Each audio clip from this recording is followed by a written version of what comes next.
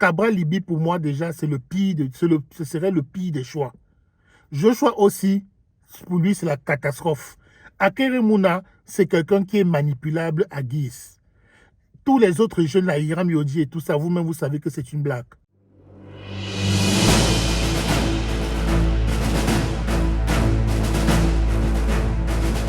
Maurice Kamto ne donnera aucune consigne de vote. Je m'adresse à tous ceux qui attendent une certaine consigne de vote de la part de Maurice Kamto, qui peut-être va dire, d'après eux, allez, mes partisans, voter tel candidat ou tel candidat. Moi, je peux vous assurer que Maurice Kamto ne le fera pas. Et je vais vous expliquer pourquoi dans cette vidéo. Donc, hier, Maurice Kamto a fait une sortie. Il est sorti du silence où il a expliqué les raisons du fait qu'il ne soit pas candidat à l'élection présidentielle d'octobre 2025. Il a dit dans son discours qu'il était condamné depuis.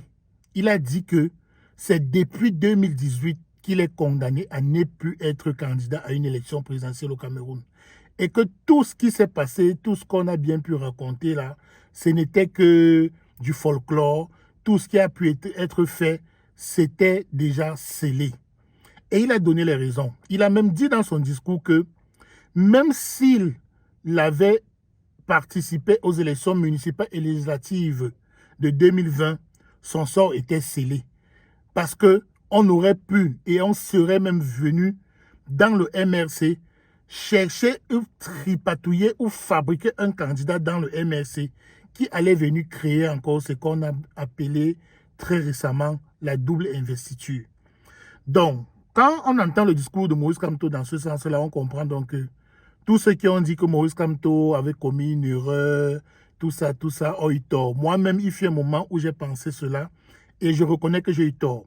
Valérie Ndongo, qui a fait une sortie et qui a appuyé cette thèse-là aussi, j'espère qu'après avoir écouté le discours de Maurice Kamto hier, il a compris que tous ceux, enfin, qui se sont souvent posé la question de savoir pourquoi Maurice Kamto réellement avait pris cette décision en 2020 ont enfin compris.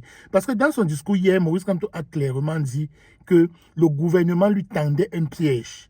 Donc, il a dit qu'en le faisant sortir de prison, pour qu'il puisse participer aux législatives et aux municipales de 2020, il a dit que c'était un piège du gouvernement pour détruire le MRC.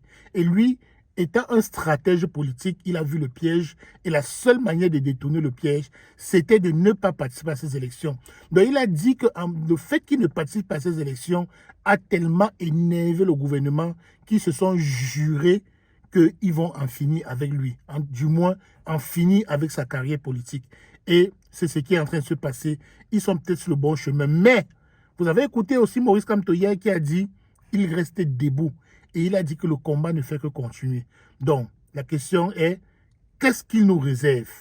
Qu'est-ce qui va encore nous sortir de son chapeau, ce stratège, ce magicien, cet homme intelligent et brillant?